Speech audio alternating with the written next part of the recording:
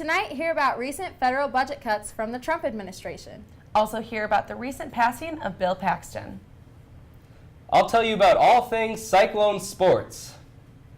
And I will have your full weather forecast and tell you if there are thunderstorms in the near future. You're watching Newswatch.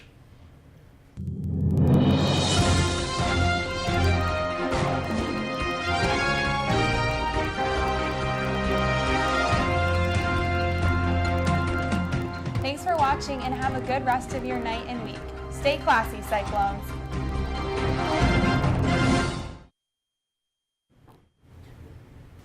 Welcome to this edition of Newswatch. I'm Cassy Olsen. And I'm Natasha Novak. Thanks for joining us. Grab your team and get ready. This weekend marks the 50th annual Kaleido-Quiz put on by Iowa State's very own KURE Radio. Kaleido-Quiz is the crazy 26-hour radio contest that challenges teams to answer trivia questions every 6 minutes throughout the night, while also going on scavenger hunts, recognizing songs or movies in montages, and performing other odd tasks. This tradition began in 1967 and was once the largest radio trivia game in the world. Good luck to all of this year's participants. Iowa State engineers have discovered a new way to clear snow at the Des Moines International Airport. The research team installed two 15 by 13.5 foot test slabs of electrically conductive concrete into the apron, the first two of its kind to be installed at an airport. During a snowy day, the team activated the slabs by using a smartphone and watched the 2 inches of snow melt away. The team's main goal is to keep the airport safe and accessible during snowy winters. The Iowa legislature saw quite a bit of action yesterday when Representative Bobby Kaufman literally ripped up the cover sheet of a bill from Governor Terry Branstad, which would have put a stop to licensure requirements for a number of different professions, a few of which include respiratory therapists, dietitians, athletic trainers, and mental health counselors. The bill was declared dead following an hour of primarily negative comments. However, the legislature will continue to look into certain parts of the bill. Specifically, the proposal is to cut down on current healthcare facility requirements that are viewed as wasteful. Famous actor Bill Paxton has passed away at the age of 61. His family with heavy hearts announced that he passed away due to complications from surgery. Paxton was a beloved actor and filmmaker. He is best known for his roles in the films Twister, Aliens, and Titanic. His family, friends, and fans are devastated by the sudden loss, but hope all can remember him as the great human he was. According to Monday's federal budget blueprint, President Trump plans on increasing the defense and security budget by $54 billion, while cutting about that same amount from non-defense programs. This puts the national budget at $603 billion toward defense and $462 billion toward non-defense spending. President Trump told U.S. governors that this budget will be a public safety and national security budget, promising increases for defense, law enforcement, and infrastructure budgets. According to two CNN sources, the Environmental Protection Agency's budget will be cut by as much as 25% to be put toward this change. A White House official said that the cuts will come from consolidation of programs that run together. 4 people were killed this past Monday in California when a small plane crashed into a residential neighborhood. According to the Federal Aviation Administration spokesman, the plane departed from Riverside and was headed to San Jose. The plane had a family of 5 on board when it split apart and crashed into 2 homes. Authorities continue to investigate the cause of the crash. 6-year-old Will Cohn was finally moved into the University of Iowa's new Steed Family Children's Hospital this past weekend. Cohn was the first of 16 patients to be moved into the pediatric cardiac intensive care unit. Other areas that opened over the weekend were the neonatal ICU, now home to 24 infants, and the University of Iowa Dance Marathon Pediatric Cancer Center, now home to 12 patients. Construction on the hospital first began in 2012, and officials say that the other areas of the Children's Hospital will be opening at a later date. A new bill may eliminate the decades-old law that allows 5 cents cash deposit back for every recycled bottle or can. Every day, thousands of bottles and cans are recycled at return centers and grocery stores. Republican Representative Rosh Pashton said the bottle bill was a good idea when it passed in 1979, but no longer makes sense because so many communities have their own single-stream recycling. The bill would impose more recycling fees on distributing companies, and the money would be used to create a litter control program. Coming up after the break, Iowa State astronaut visits Ames. And hear about Bob Greenlee being involved in a car crash. Welcome back to Newswatch. Iowa State University welcomes physicist and former astronaut Catherine Thornton, who has spent 975 hours in space travel, including 21 hours on spacewalks. Thornton became a NASA astronaut in 1985, during which time she served on 4 flights to repair the International Telecommunications Satellite and Hubble Space Telescope, as well as performed pressurized scientific experiments. She will present Why We Explore Space, a free and open to the public talk that will take place in the Memorial Union Sunroom this Monday, March 6th at 8 p.m. Ann Vandersenden, the director of Center for Excellence in Learning and Teach, spoke during the open forum this past Monday.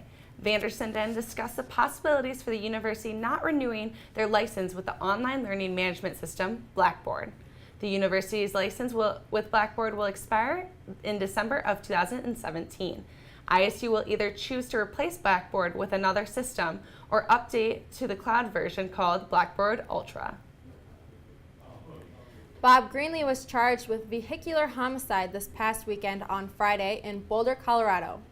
Greenlee is a major donor to Iowa State's journalism school and the former mayor of Boulder.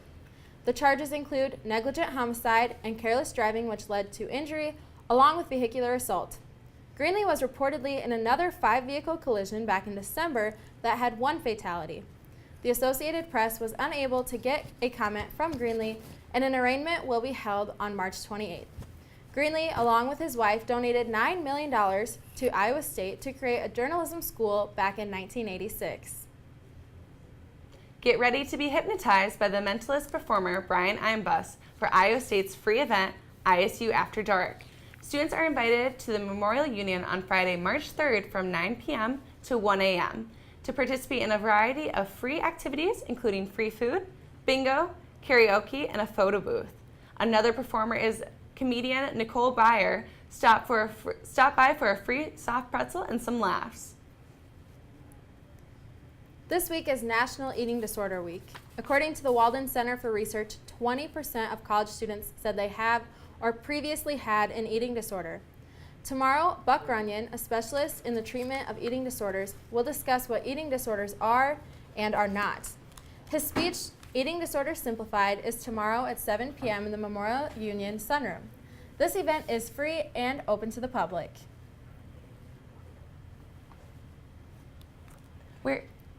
We're now joined by Ben at the desk. Ben, tell us how the Cyclone Sports have been doing.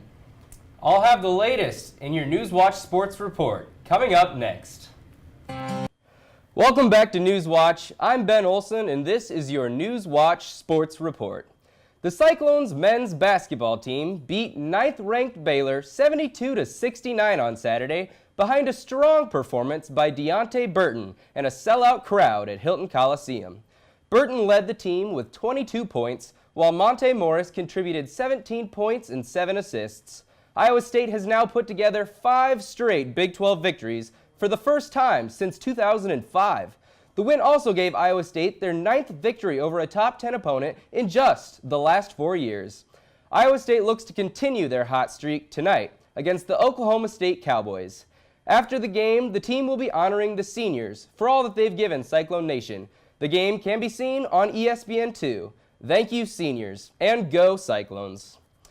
The Cyclones women basketball team set up what turned out to be a great weekend for Iowa State athletics by upsetting the 6th-ranked Texas Longhorns last Friday.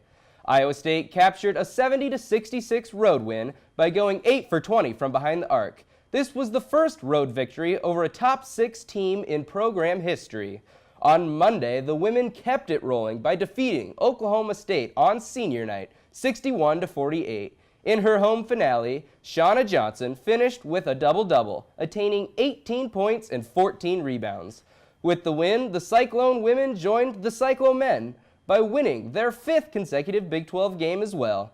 Iowa State will take their hot streak into the Big 12 tournament, where they play the 24th-ranked Kansas State Wildcats. The game is in Oklahoma City on Saturday and begins at 11 a.m. If 2 top 10 victories in basketball weren't enough excitement, look no farther than the Big 12 Indoor Track and Field Championships held at Lead Recreation Center this past weekend. The Iowa State men and women picked up 2 titles on Saturday. Coming off of a long jump title, Joni Luke took gold in the women's triple jump with a leap of 44 feet and 4.5 inches. On the men's side, James Dennison blazed to a first-place finish in the 600-meter run. The Cyclone men took 5th overall, while the Iowa State women finished 8th. Away from the basketball court and instead on the tennis court, the Iowa State tennis team beat UNI 7-0 for their 6th consecutive win. After winning doubles, the team swept all 6 singles matches. Sammy Boudet and Regina Espindola are still undefeated in singles matches on the year. The Cyclones improved to 9-2 overall and will square off against Sioux Falls and Augustana this Saturday in Sioux Falls. This has been your News Watch Sports Report.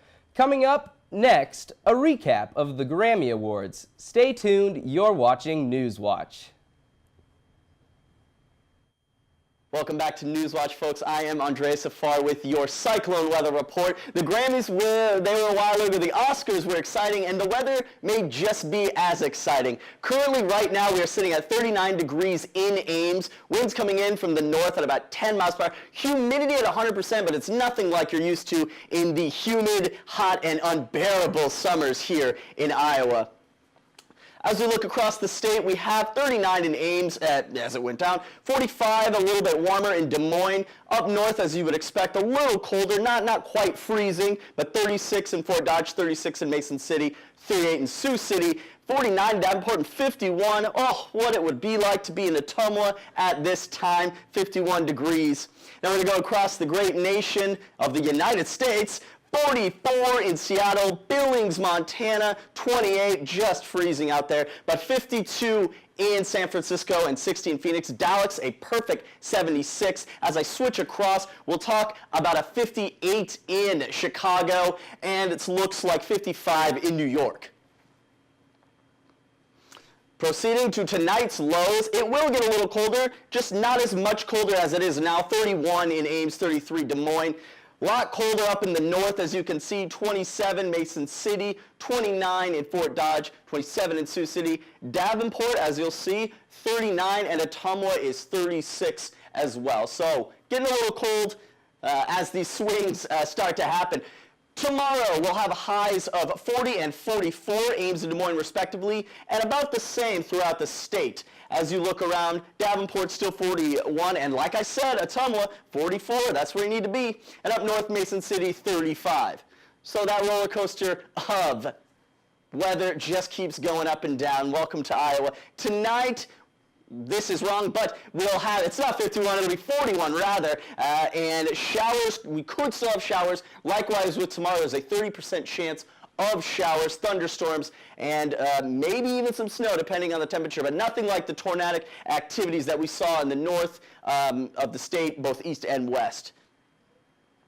Tomorrow, much cooler like we saw before, 55, it's about the same, and winds coming from the southwest at 10 to 15 miles per hour. So again, like I said, could still have some storms. Bring your rain jackets out there. Be prepared for some wet weather. Wear the right shoes. I sometimes don't. But that has been your weather report. I'll give you this. I'll let you examine this as we proceed. And we'll take it to break. Welcome back to News Watch. There was quite a mix-up this Sunday during the 89th Academy Awards. According to the New York Times, when Warren Beatty went to present the winner for Best Picture, the person in charge of the envelopes accidentally handed him the wrong envelope. The cast and producers went on stage, said their thanks, accepting the award, then realized the mistake was made and called for Moonlight to come up to the stage. Hashtag #OscarFail started trending on Twitter, similar to a take last year during hashtag #OscarSoWhite campaign. Officials quickly acknowledged the mistake and took full responsibility. Further details are now known that this year the envelope's design had changed, which could have led to Mr. Beatty revealing the wrong envelope. That, however, was not the only mishap the Academy Awards Brian Cullen who was responsible for handing Mr. Beatty the wrong envelope, also posted a picture on Twitter of Emma Stone with her golden statue shortly before she won Best Actress. The report came from the Wall Street Journal, but the tweet was very quickly deleted. Mr. Cullinan and other officials spent time after the Oscars talking with the actors, actresses, and producers, discussing what happened and explaining the situation to them. The new Minnesota football stadium is bad news for birds. The $1 billion stadium, which opened in 2016, is hosting next season's Super Bowl. The stadium has around 200,000 square feet of reflective glass, and it's proving to be a problem among the avian population. The mortality rate of birds comes to around 2 birds a week, according to cleaning staff. In 2016, over 60 birds died from flying into the glass building. New studies are being done to make the stadium safer for the birds. That's all we have for your Tuesday edition of Newswatch. Stay tuned on Thursday for more news, weather, and sports. Have a great night, Ames.